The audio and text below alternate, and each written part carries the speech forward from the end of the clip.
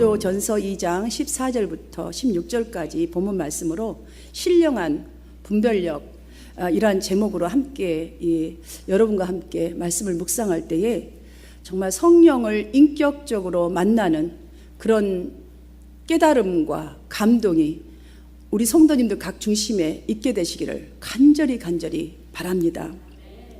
여러분, 우리는 누구인가요? 지금 이 자리에 와 있는 우리는 누구입니까? 일부에서 얘기하니까 금방 답이 나오던데 여기는 숫자가 좀 있어서 그런지 우리가 누구입니까? 예, 성전, 성도입니다. 성도란 하나님의 뜻을 헤아리고 분별하여서 하나님의 성품을 따라서 맞추어 사는 것이 성도입니다. 그래서 성도란 뜻 여러분 아시죠? 구별된 자라고 한 거잖아요. 오늘 본문을 보면 바울은 영분별에 대하여서 아주 강하게 말씀으로 가르치고 있는 모습을 봅니다. 성도에게는 너무나 중요한 일이기 때문이지요. 예수 믿는 사람은 영분별이 무엇인지를 알고 있고 또한 내 마음과 하나님의 뜻이 충돌하는 경우, 이것이 하나님 뜻인데 아니야 이거는 정말 급해서 해야 되는데 이런 게 충돌하는 경우에는 어떻게 해야 하는지도 우리는 잘 알고 있습니다, 사실. 그리고 믿음과 삶이 따로 분리되지 말아야 할 것 또한 너무나 잘 알고 있습니다, 성도라면. 그럼에도 불구하고 우리는 나에게 어떤 일이 생기면 그때는 정작 하나님의 뜻과 또한 사단의 유혹과 사단이 작용하는 그 시험들을 참 구별하기가 쉽지 않는 어려움이 있습니다. 어쩌면 이런 것이 아닌가라는 생각을 해보게 됩니다. 왜 분별이 어려울까? 그것은 하나님께서 그 욥을 제가 생각해 보았습니다. 욥을 그냥 그대로 두셨습니다. 하나님이 시험을 준 게 아니라 사단이 지속적으로 욥을 지금 괴롭히면서 욥의 믿음을 테스트하려고 자꾸 야지를 거는 거예요, 이 세상 말로 하면. 그러니까 한번 욥의 믿음을 테스트해 보게 해서 그대로 두신 적이 있죠. 그것은 무엇입니까? 욥의 믿음의 신앙의 성숙을 위해서입니다. 그런 연단 시험이 왔을 때 그대로 두셨죠. 근데 사단은 그때에 아주 욥을 어떻게든 넘어뜨리려고 하는 그 유혹이 있지요. 여러분, 이 사이를 우리가 분별한다는 것이 쉽지 않습니다. 왜냐하면 우리는 하나님이 허락하신, 내가 믿음의 한 단계를 높이 올려서 허락하신 시험 정도는 알고 있습니다. 그것은 하나님이 손 놓았다는 뜻이죠, 잠시. 그러니까 우리의 믿음이 그만큼 괜찮다는 소리예요. 여러분에게 어떤 것이 딱 왔으니까 내 믿음을 하나님이 이 정도 인정해주고 한 단계 더 올라갈 수 있는지를 보는 거고요. 사단의 쪽에서는 이걸 어떻게 하든지 간에 완전히 박살을 내야 하는 거예요. 그 시점에서 여러분들이 진정으로 이것이 어떤 것인가를 분별하는 것이 바로 분별력이라고 해야 될 것인데, 사실 세상을 살아가는 인간 모두에게는 문제가 있기 마련입니다. 문제가 없는 사람은 한 사람도 없습니다. 문제 속에서 우리가 분별이 어렵다고들 말하지만 우리는 연약해서 믿음이 약해서 분별을 할 수가 없다라고 말하지만 이미 성경은 분별에 의한 가르침을 이미 주셨습니다. 그 지침이 무엇이냐면 간단합니다, 여러분. 이 사건이, 이 문제가, 이 시험이 정말 복음에 유익한가? 사람을 살리는 길인가? 나를 살리는 길인가? 우리 가정을 살리는 길인가? 나의 지체를 하나 되게 만드는 이 지금 사건이 그걸 말해주는가?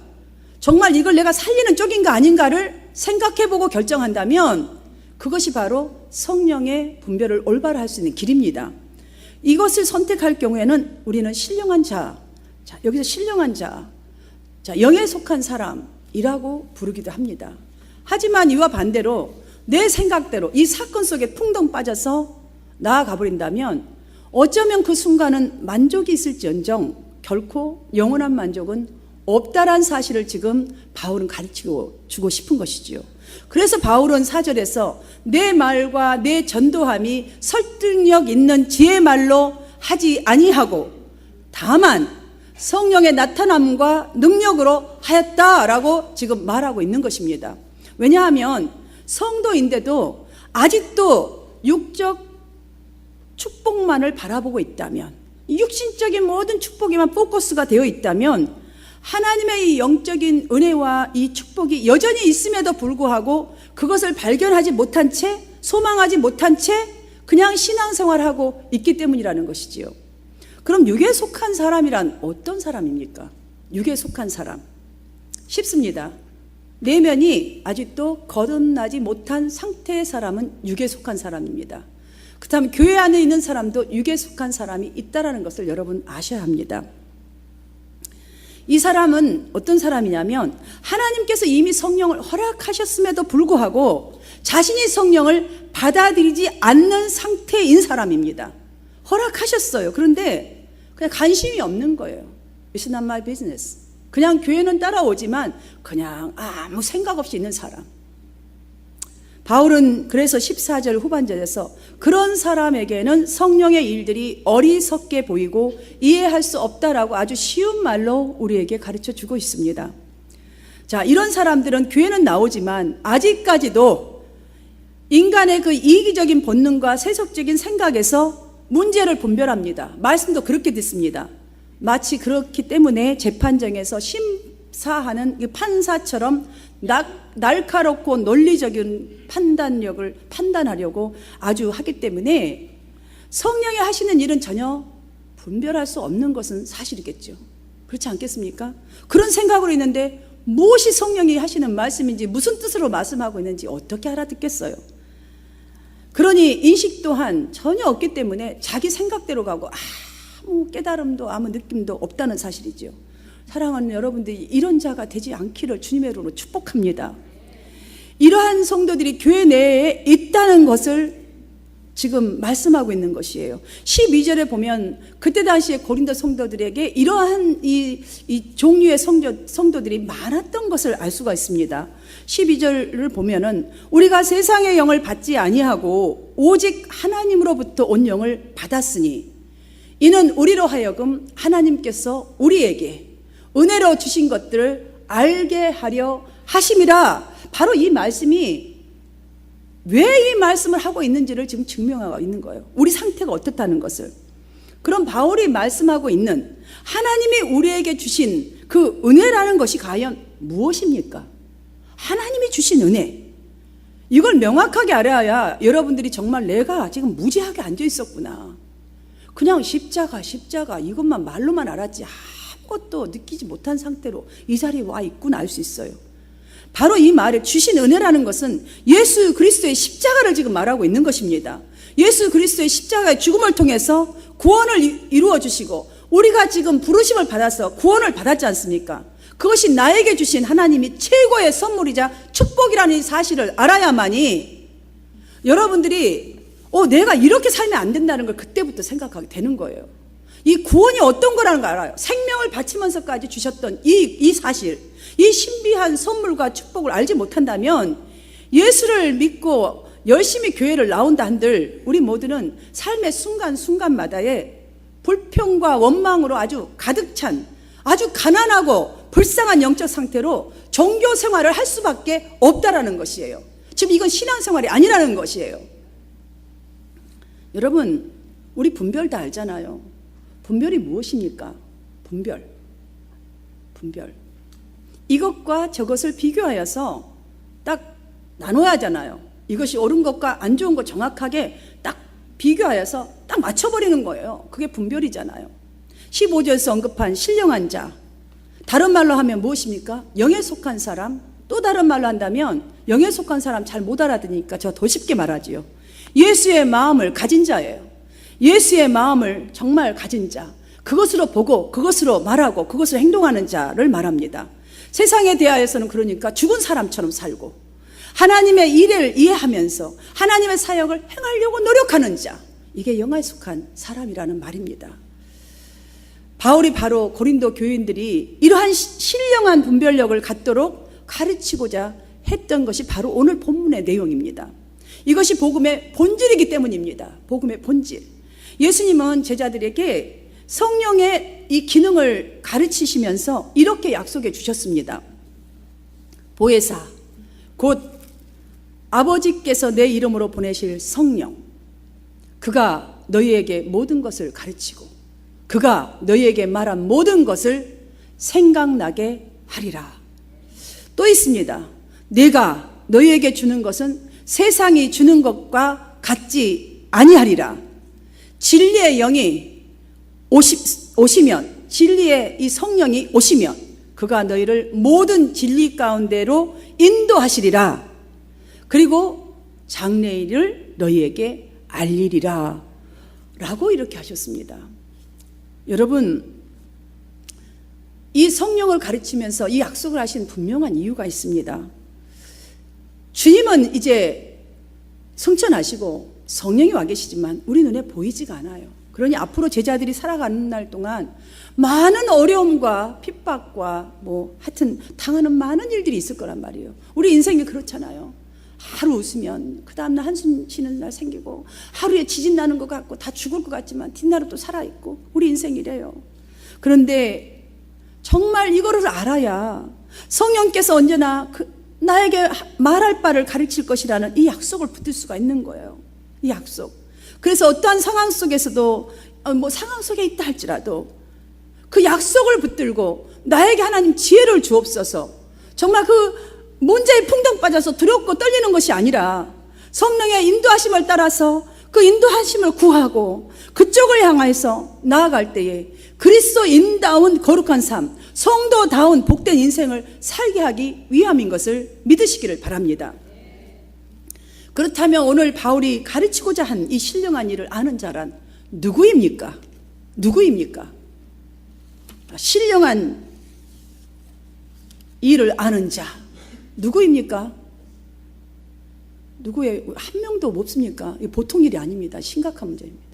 여러분 한 사람 한 사람 성도입니다. 신령한 일, 주님을 아는 자가 신령한 것인데 여러분 다 주님 알잖아요. 예수 그리스도를 아는 성도, 지금 우리를 말하고 있는 거예요. 여러분 신령한 것을 지금 알고 있는 거예요. 짐작컨대 고린도 이 교회 성도들은 자기들 안에 성령이 계신 것을 좀 몰랐던 것 같습니다. 별로 의식하지 않고 신앙생활을 하는 사람들이 많아서 이 설교를 하지 않았을까라는 생각을 해봅니다. 그러하기에 고린도전서 바로 뒷장 3장 16절에서 바울은 고린도 이 교회 성도들을 향해서 너희가 하나님의 성령인 것과 하나님의 성령이 너희 안에 거하시는 것을 알지 못하느냐? 이 말씀을 여러분 다시 한번 되짚어 보십시오. 너희들이 이미 너희가 누구인지 알고 있다는 거예요. 여러분 성도라는 사실을 모르고 있는 성도님들 계십니까? 없어요. 나는 성도라는 사실 다 알고 있단 말이에요. 예수가 누구인지도 알고 있다는 말이에요. 하나님 자기 백성을 성전으로 삼으셨다는 것도 알고 있다는 것이에요. 우리 안에 성령이 계신다는 이 구체적인 사실도 알고 있는데 왜 성령을 따라 살지 않느냐? 왜 너희는 하나님이 거하실 처소가 되기 위해서 예수 그리스도 안에서 지어져가는 거룩한 성전이 되려고 노력하지 않느냐라는 말이에요. 왜 정신을 차리지 않니? 왜 세상에만 정신 차리고 그리스도 안에서 그리스도를 따라서 거룩하게 살려고는 하지 않느냐라는 말씀입니다. 아직까지 깨닫지 못했다면 성령을 깨닫지 못하는 죄의 요소를 제거해 버리라는 권고인지 믿으시기를 바랍니다. 그래서 바울은 다시 가르쳐 줍니다. 갈라디아서 5장 6절을 보면 너희는 성령을 쫓아 행하라, 말씀을 쫓아 행하라는 거예요. 간단한 거예요. 그리하면 육체의 욕심을 이루지 아니하리라. 아멘이십니까? 당연한 것이죠. 우리가 성령과 나의 이 생각과 무엇을 따라간다, 성령을 따라가면 당연하게 육신의 이것들은 이루지 못하게 되는 거예요. 그러니 나에게서 얼마나 좋은 모습이 나오겠습니까? 사랑하는 성도 여러분, 여러분이 하나님의 성전인 것을 잠깐도 잊지 마시기를 진실로 바랍니다. 이것은 봉사와 전혀 관계없습니다. 여러분 믿음의 생활이 오늘 했는가 30년을 했는가 상관없습니다. 우리 각자가 하나님의 성전인 것과 성령이 내 중심에 계시다는 이 확신이 있어야 주님과의 인격적인 만남을 사실적으로 이루려는데 열심을 낼 수가 있어요. 그래야 말씀을, 교회로 오는 생각도 달라집니다. 여러분 시체처럼 교회 오시지 마세요. 오늘 말씀을 내가 받아서 이 말씀대로 살아버리라, 내가 하나님이 주신 이 축복된 사람으로 살아버리라, 이 결단을 하고 주님 운전을 하고 주님의 성전으로 달려오는 여러분 되시기를 축복합니다. 여러분이 전도해 보셔서 알지만 이 교회를 다니다가 이렇게 정지한 상태 속에 살아가는 사람들, 그리고 전혀 예수를 믿지 않은 사람들에게 전도해 보면 그들이 뭐 하라고 주로 말하나요? 예수 하나님 다 안다고 말합니다. 근데 교회 안 나오잖아요. 아는데 왜 안 나와요? 이 주님이 어떤 주님인데 안 나와요? 안 나오고는 못 배기죠. 자, 우리는 어떻습니까? 우리는 이렇게 예수님을 많이 알고 이미 들었는데, 성령이 내 안에 있다는 것도 아는데, 왜 우리는 이렇게 열심히도 교회를 나오는데 왜 하나님의 말씀에 순종하지 못하고 하나님의 약속을 끝까지 붙들지 못하는 거예요? 왜 하는 소망을 확신이 있게 끝까지 붙들고 가지 못하는 것입니까? 왜 이렇게 사는 것입니까? 아주 환장하겠습니다. 어쩌면 이와 같을 것이라는 생각을 해봅니다. 여러분들, 우리 교회 안에 한마음교회 성도들 이름 다 아시죠? 이제는 뭐 처음 나오신 분들은 잘 모르겠지만 뭐 3년 이상 되신 분들은 아마 성도들 이름 정도는 다 알고 얼굴도 아시죠? 예. 그래서 우리 안다고 말하잖아요. 누가 말하면 뭐 설령 이름 모르더라도 비슷하게 말하면 나 그 성도 알지, 그죠? 근데 여러분, 그 성도에 대해서 확신 있게, 여러분 자신 있게 저분은 이런 사람이야 라고 말할 수 있으려면 어떻게 하나요? 그런 형제 자매가 몇 분이나 있습니까? 여러분이 저를 담임 목사지만 그냥 아는 정도로 갖고 안다고 할 수가 없어요. 그렇기 때문에 여러분 생각대로 말하고 여러분 생각대로 판단하는 거예요. 저가 여러분이 정확하게 알면 저가 여러분을 안 좋은 건 빼고, 우리 다 인간인데 뭐 그렇지요. 좋은 것을 말할 수가 있잖아요. 자, 이것처럼 우리가 알려면 내가 먼저 믿어보는 거예요. 내가 먼저 저 사람을 지속적으로 체험해 보려고 노력해야 확실하게 알게 되잖아요.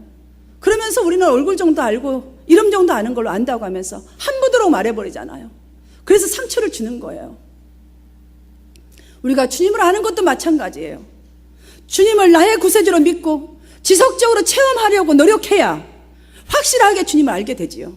노력도 안 하면서 교회 좀 왔다 갔다 한다고 안다고 말하면, 그러니 내 모습, 세상적인 모습, 육적인 모습이 다 나와서 덕이 안 되고 은혜가 안 되는 거예요. 신령한 분별력도 이와 동일합니다. 예수님께서 말씀해 주셨습니다. 제자들에게 너희 눈은 봄으로 너희 귀는 들음으로 복이 있더라 라고 말씀하셨습니다. 이게 무슨 말씀이십니까? 영적인 감수성과 지금 축복에 대해서 말씀하고 있는 말씀입니다. 말씀을 듣고 깨닫는 우리의 마음이 얼마만큼 중요한가를 지금 말씀하고 있다는 사실이지요. 말씀을 듣는데 깨달은 마음이 없다면 우리의 마음은 여전히 완고한 상태 속에 있는 것입니다. 지금까지 우리는 세상 사람들로부터 교회를 비난하는 소리를 수도 없이 징글징글하게 들었을 것입니다. 그럼 성도인 우리는 어떻습니까? 우리도 나도 모르는 사이에 교회를 비난한 일이 너무나 많습니다. 목회자 비난하고 성도 비난하고, 여러분 비난할 자격이 없습니다. 사실 우리는 이것이 무엇인 줄 알아야 합니다. 영적 분별력이 없어서임을 분명히 알아야 합니다. 이런 일들은 어떤 일인지도 또한 알아야 합니다. 우리 주님을 비난하는 것입니다. 교회를 비난하는 것입니다. 하나님을 비난하는 것입니다. 내 스스로를 속이고 있는 것입니다. 나는 성도가 아니라고, 성도들도 모르고 살았다는 증거라는 사실을 우리가 절실하게 깨달아야지 이제부터 내 입술에서 허탄한 말, 허탄한 행동 안 하게 될 것입니다. 우리는 예수님께서 하시는 일을, 사건을 알고 있습니다.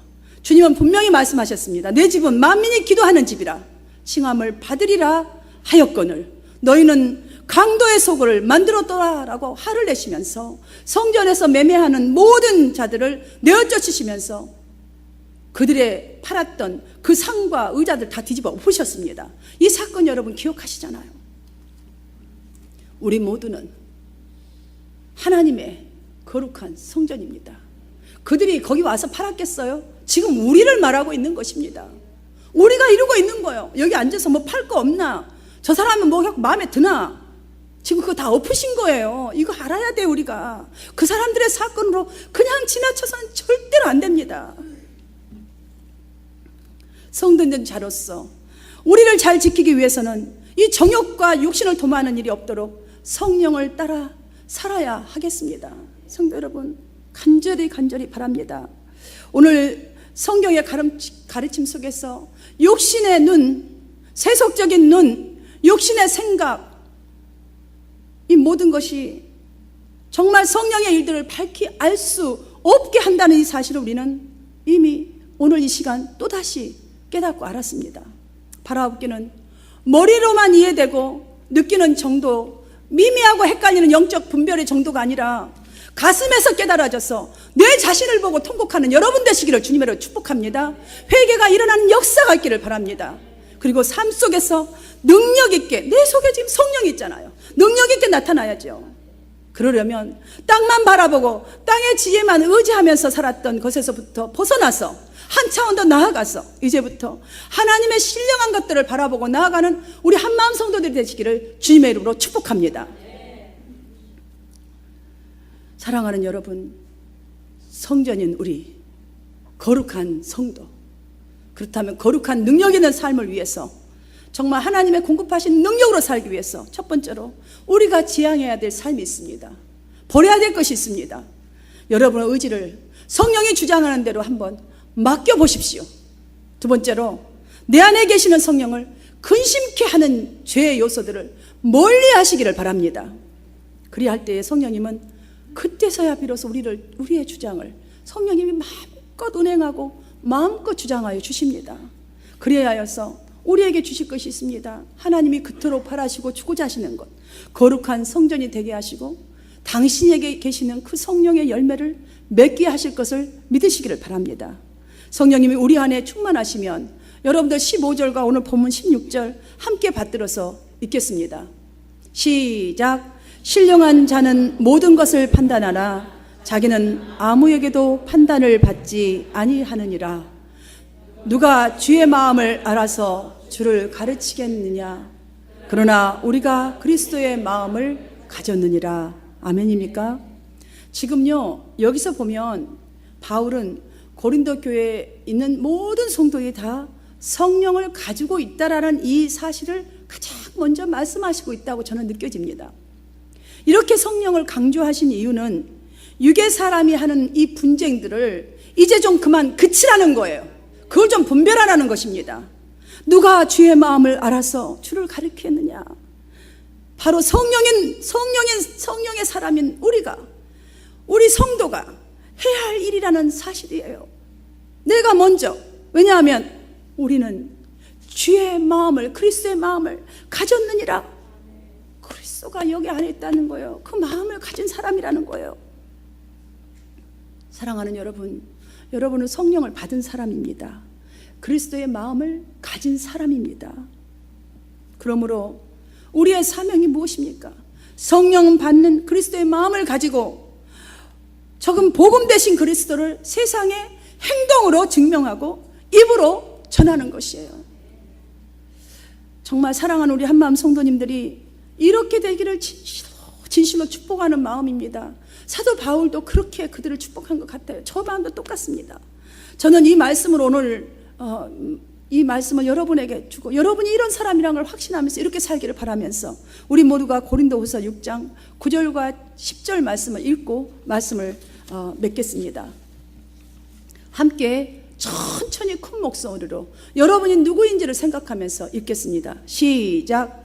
무명한 자 같으나 유명한 자요, 죽은 자 같으나 보라 우리가 살아있고, 징계를 받은 자 같으나 죽임을 당하지 아니하고, 근심하는 자 같으나 항상 기뻐하고, 가난한 자 같으나 많은 사람을 부유하게 하고, 아무것도 없는 자 같으나 모든 것을 가진 자로다. 아멘. 할렐루야.